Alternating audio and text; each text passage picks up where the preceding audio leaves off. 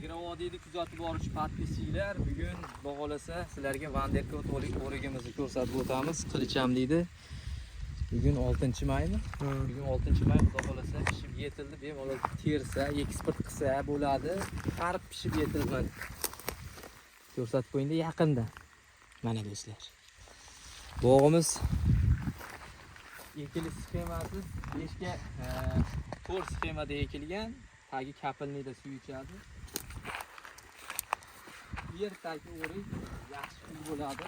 Bog'olasa toshli, mana toshli joyga ekilgan. Toshni qaranglar.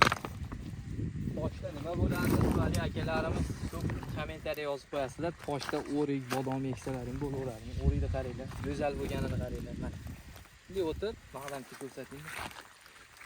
Kalanna bo'lib olgan, kalibri zo'r, hali yana ancha yetiladi. Bugun xudo xolasa bu issiqda 35-40 bo'lyapti, issiq qizarib ketadi, qarang. Boq qilaman degan akalarga ertaki o'rikda ekish tavsiya qilamiz. Kam dorilaysiz, bozorda qimmat sotasiz.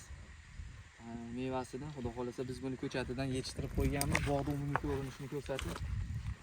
Telefonimizni pastga qo'yib qo'yamiz.